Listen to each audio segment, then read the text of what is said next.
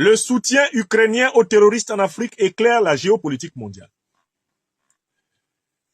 Ce troisième sujet me permet de constater une chose qui ne devrait pas vous échapper.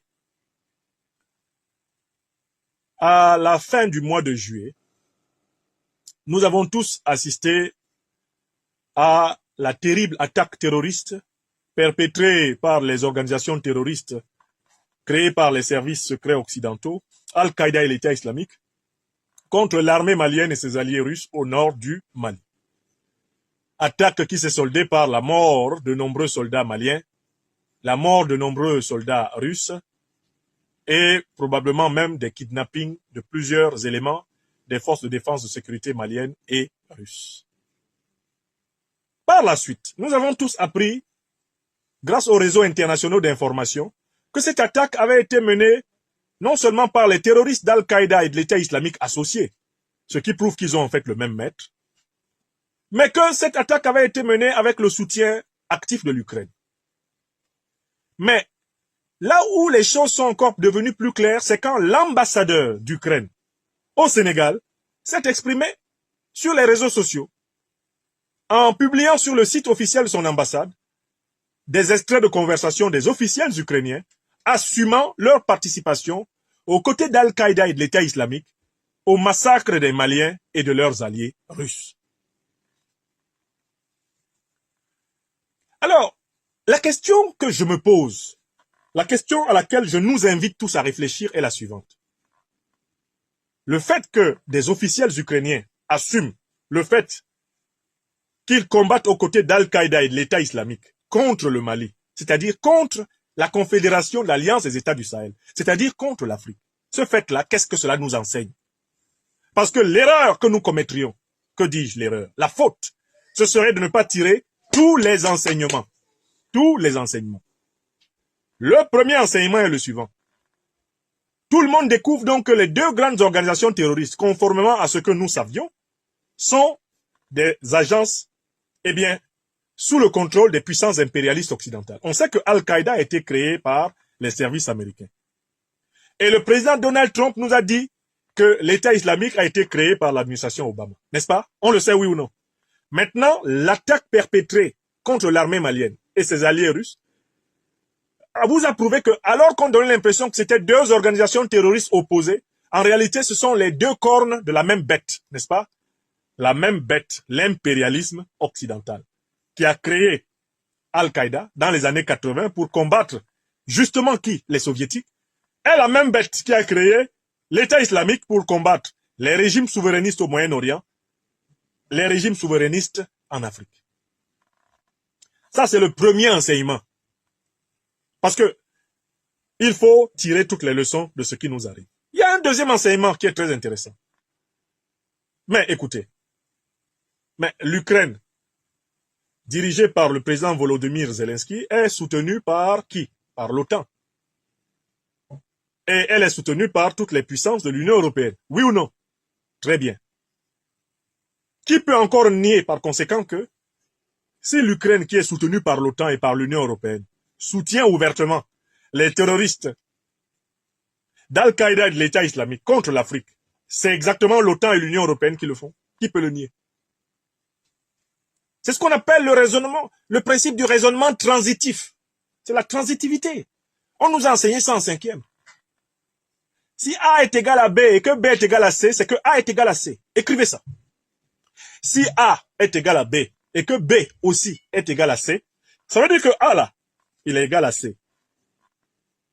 Autrement dit, si l'Ukraine soutient les organisations terroristes et si l'OTAN et l'Union européenne soutiennent l'Ukraine, c'est-à-dire que l'OTAN et l'Union européenne soutiennent des organisations terroristes. Écrivez ça. L'attaque au nord du Mali, au nom du raisonnement de transitivité, pose officiellement le problème de l'OTAN et de l'Union européenne. Leur rôle est réel dans la lutte antiterroriste. Et ceci permet de comprendre rétrospectivement pourquoi les forces de l'OTAN et les forces de l'Union européenne n'ont jamais vaincu le terrorisme en Afrique. La raison est toute simple. Ce sont elles qui l'ont amené. Pourquoi voulez-vous que les gens détruisent ce qu'ils ont amené? Je vous donne mes traditionnelles 4 preuves pour ceux qui commencent à trembler en disant « grand prof, tu vas avoir des problèmes. » Il n'y a aucun problème. C'est eux-mêmes qui m'ont donné les preuves. Preuve numéro 1. Wikileaks. Révélation. Grâce à Julian Assange, on a pu lire les emails de Madame Hillary Clinton. Qu'est-ce qu'elle a dit? Ils ont attaqué la Libye et tué Kadhafi. Pourquoi? Parce que Kadhafi se préparait à mettre en place une monnaie africaine, dinar-or, qui aurait mis fin à la suprématie du dollar, de l'euro et du franc CFA. C'est pour ça qu'il a été tué. Ce n'est pas pour la démocratie et les droits de l'homme. C'est clair ou pas? Continuez à partager notre émission. C'est clair pour tout le monde? Preuve numéro 1. On m'appelle le docteur des preuves.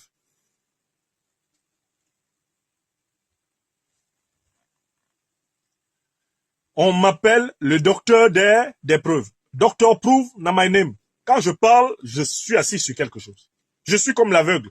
Quand il te menace, c'est que son pied est posé sur un caillou. J'ai dit, preuve 1. Preuve numéro 2. 30 juillet 2014, article de France 24, intitulé « La France, premier banquier des djihadistes du Sahel ». Comment? Par le mécanisme des rançons. Sur la base de la révélation de qui? De Daniel Cohen, sous-secrétaire d'État américain. 30 juillet 2014, France 24 reconnaît que près de 200 millions d'euros, sous couvert de libération d'otages, ont été versés par les services français à des organisations terroristes. Or, c'est avec ça que celles-ci se procurent des armes et des recrutements, des motos et consorts. Vrai ou faux?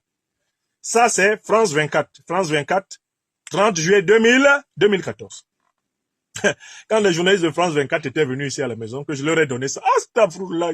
Oh, vous utilisez nos propres émissions contre nous. Je dis, mais non. Pour une fois que vos journalistes travaillent correctement, je le reconnais. C'est bien. Preuve numéro 3. Ce sont eux qui ont attaqué. Ce sont eux qui attaquent. C'est la conversation entre Lavrov.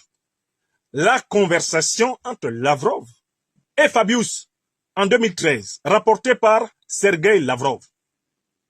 En 2013, Fabius Laurent est ministre français des Affaires étrangères et Laurent Fabius demande à la Russie de ne pas s'opposer à l'intervention militaire française au Mali, de ne pas opposer son droit de veto au niveau du Conseil permanent de sécurité. Lavrov, au nom de la Russie, répond oui, la Russie ne s'opposera pas, mais Lavrov ajoute le commentaire suivant. Mon cher Laurent, vous vous préparez maintenant à combattre au Mali les terroristes que vous avez armés en Libye. Et Laurent Fabius répondit, c'est la vie. C'est la vie. Ça fait preuve numéro 3. Oui ou non? Bon, preuve numéro 4. Conversation entre Barack Hussein Obama et Mahamadou Issoufou à Deauville en 2010, lors de la réunion du G7.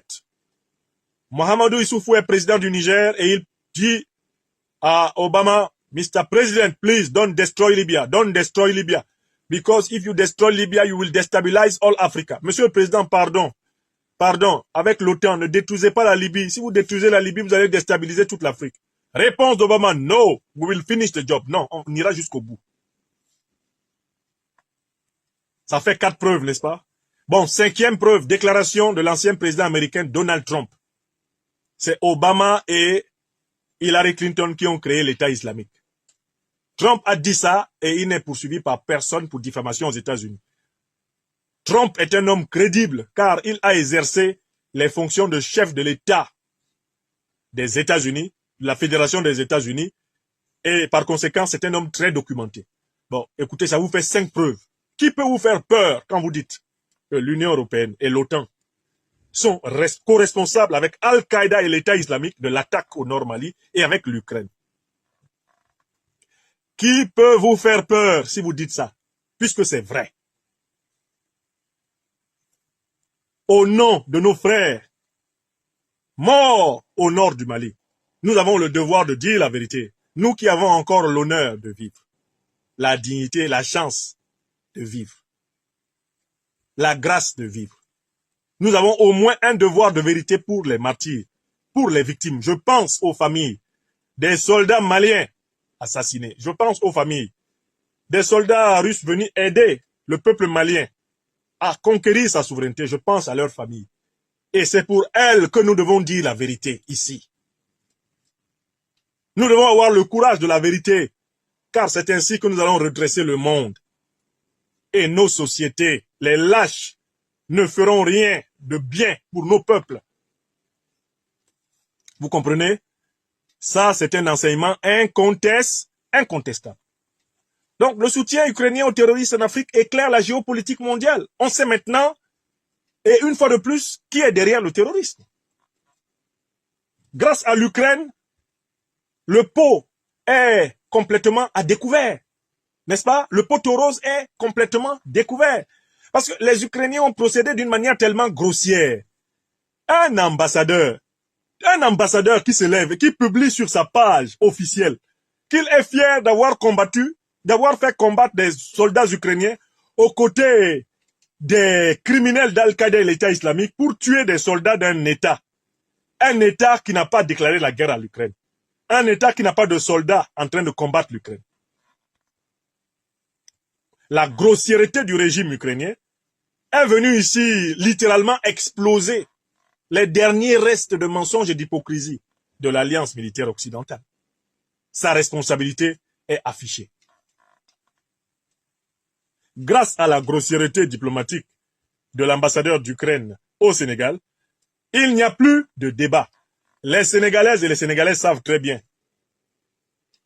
Les Africaines et les Africains savent très bien que si l'Ukraine s'est affichée, c'est avec le soutien de l'OTAN, avec le soutien de toutes les puissances de l'Union européenne, les mêmes puissances qui ont massacré Kadhafi, saccagé la Libye et déstabilisé le Sahel, sont celles qui agissent actuellement contre le Mali, contre la Confédération de l'Alliance des États du Sahel. Est-ce que c'est clair? Voilà, c'est ce que je voulais dire. Je voulais dire maintenant. Les plus lâches d'entre nous seront obligés d'assumer. Je trouve injuste qu'il y ait des gens qui sont sur les réseaux sociaux et qui ne peuvent pas assumer cette vérité. Parce que plus nombreux nous sommes à la dire, mieux nous nous protégerons mutuellement. La plupart des Africains qui ont été tués par ces terroristes n'avaient rien dit. Eux, ils n'avaient même pas parlé. La plupart des victimes des terroristes n'avaient même pas de page sur les réseaux sociaux. Ils n'avaient même pas la possibilité d'expliquer ce qui leur arrive. Car peut-être même beaucoup sont morts sans avoir compris ce qui leur arrive. Nous, nous avons des pages sur les réseaux sociaux. Et quand la vérité éclate comme ça, certains d'entre nous rasent encore les murs pour que ce soit les autres qui le disent. Oh, si je dis ça, hein, je vais voir grandir mes enfants. Les gens qui disaient ça font partie des victimes des terroristes. Les enfants des gens qui disaient aussi ça font aussi partie des victimes des terroristes. Il n'y a pas que des courageux qui sont tués par les terroristes. Les terroristes tuent tout le monde. Lâches courageux, ils vous tuent. Donc, la lâcheté ne vous sauvera pas. Elle ne sauvera pas nos villages. La lâcheté ne sauvera pas nos parents. La lâcheté ne sauvera pas nos enfants. La lâcheté ne sauvera pas l'Afrique. La lâcheté n'a jamais sauvé une nation, un peuple, un continent. Jamais. Il faut assumer la vérité. Que chacune et chacun d'entre nous se sente personnellement visé par ce que je dis. C'est trop facile de vouloir que ce soit les autres qui le disent. Alors qu'il s'agit de votre vie, de celle de nos enfants à tous, de celle de nos pays, de notre terre. C'est trop facile. C'est trop facile de se défausser. Alors que maintenant, on a besoin d'une masse critique de citoyennes et de citoyens debout. Je me sens concerné quand des soldats maliens sont tués au Mali. Parce que le Mali, le Burkina et le Niger constituent la forteresse de toute l'Afrique noire. La Confédération de l'Alliance des États du Sahel se bat pour que l'Afrique noire ne soit pas délogée, dépeuplée, vidée, exterminée, écrasée.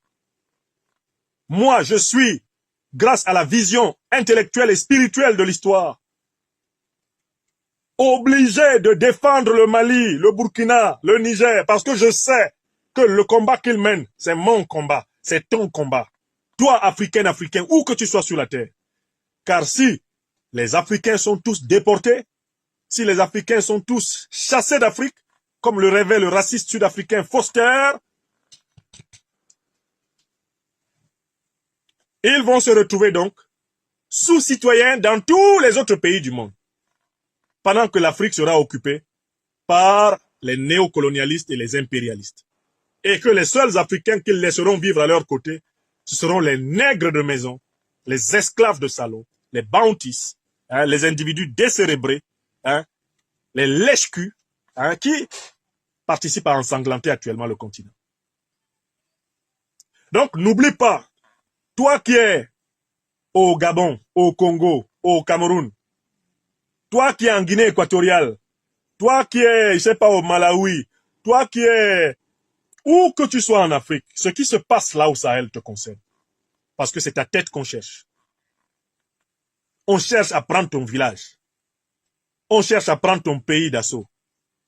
Parce qu'il y a dans le sous-sol de ton pays du pétrole, du gaz, de l'uranium, du manganèse. Il y a dans le sous-sol de ton pays de l'or, du diamant. Tout ce qu'ils font là, dans le Sahel, c'est pour venir te piller. Le militaire malien qui tombe est un militaire africain. C'est un défenseur de l'Afrique noire. Quand son sang coule, nous devons avoir mal, parce que c'est notre sang qui coule. Certains font comme si c'est l'affaire, c'est l'affaire des Maliens. Ils n'ont qu'à résoudre ça là-bas. Assimi Goïta, il est trop radical. Le plan de l'OTAN, c'est de nous envahir, prendre le golfe de Guinée, descendre. Ils sont déjà en train de dépecer le Congo, le Grand Congo depuis 30 ans. Il faut faire de nous des étrangers en Afrique, comme ils ont fait de nous partout où nous allons, même quand nous sommes citoyens de ces pays, des étrangers, dans les pays qui pourtant nous ont reconnu la citoyenneté. Ils nous traitent comme des sous-citoyens. Ici en Europe, là-bas en Amérique, ils nous traitent comme des sous-citoyens. Et en Afrique, ils veulent nous voler tout ce qui nous reste sur la terre. Ça veut dire que nous, on va se promener sur la terre comme ça, quoi. Soit on reste en Afrique, on leur est soumis, soit on part en exil, en Amérique, en Europe, en Asie, et on leur est encore soumis. Voilà ce qui se passe. Et voilà pourquoi vous devez vous intéresser à la géopolitique. On est en train de calculer ton village. Pendant que tu dis, oh, les soldats maliens sont tombés. C'est toi qui es tombé. Chaque soldat de la Confédération de l'Alliance des États du Sahel qui tombe est un soldat africain. Il se bat pour l'Afrique souveraine. Tu dois le regarder comme tel. Tu dois le pleurer comme tel. Tu dois soutenir les siens comme tel. Parce qu'il se bat pour toi, qui est assis près de ta bière actuellement, à Pointe-Noire, à Kinshasa, à Douala, à Lagos, à Abidjan, dans l'insouciance, en disant, oh, c'est entre eux là-bas. Ça va arriver là-bas, là où tu es. Et tu n'auras plus que tes yeux pour pleurer. Alors que tu as la possibilité de participer à l'action pour empêcher la recolonisation du continent noir. Bon. Donc, pour moi, le soutien ukrainien aux terroristes en Afrique éclaire la géopolitique mondiale. Tout pays africain normal doit rompre les relations diplomatiques avec l'Ukraine. Tout pays africain normal, après ce qui a été révélé au nord du Mali, tout pays africain normal doit rompre les relations diplomatiques avec l'Ukraine. Car l'Ukraine a déclaré la guerre à l'Afrique. Et l'Ukraine est en guerre contre l'Afrique. Ils ne peuvent pas tuer des soldats maliens cadeaux comme ça. Et puis parler en plus en rigolant sur Facebook. Moi, ça ne m'amuse pas du tout. Je ne sais même pas comment vous avez fait. Depuis que vous avez vu ces images-là. Ils ne peuvent pas tuer des soldats africains comme ça. Et penser que, bon, ils sont tellement méchants et nous, on a tellement peur qu'on ne va rien dire. On va rien dire pourquoi. On va rien dire pourquoi. Qui va donc parler si nous ne disons rien? Qui va donc parler si nous ne disons rien? Donc, que les juges africains du Mali, du Burkina et du Niger s'emparent de ces crimes, qu'ils condamnent ces criminels, et tous les pays qui les soutiennent. Que tout pays authentiquement africain rompe ses liens avec ce pays qui est venu commettre des actes barbares contre le peuple africain. Si tu es authentiquement un dirigeant africain, tu coupes les relations diplomatiques avec l'Ukraine. Oui! Au lieu de venir faire les poules mouillées à Paris, c'est là qu'il faut montrer votre panafricanisme, Paul Biya. Montrez votre panafricanisme. Je vois des pays dans lesquels on a plutôt laissé sortir des organisations de la société civile. C'est les organisations de la société civile qui ont condamné la participation de l'Ukraine à l'attaque terroriste au Mali. Mais les gouvernements, ils font quoi? Que fait le gouvernement centrafricain, qui bénéficie pourtant de l'aide stratégique de la Russie depuis plusieurs années? Qu'est-ce qu'il fait? Oui, que fait le gouvernement camerounais qui prétend avoir? Qu'est-ce qu'il fait? Le gouvernement congolais, il fait quoi? L'Ukraine assume qu'elle attaque un pays africain. L'Union africaine dit quoi à l'Ukraine? Elle dit quoi? Et j'ai lu le communiqué hypocrite, creux, nul de la CEDEAO, qui n'ose pas nommer l'ennemi, parce qu'elle est amie de l'ennemi, parce qu'elle est ennemie elle-même de l'Afrique.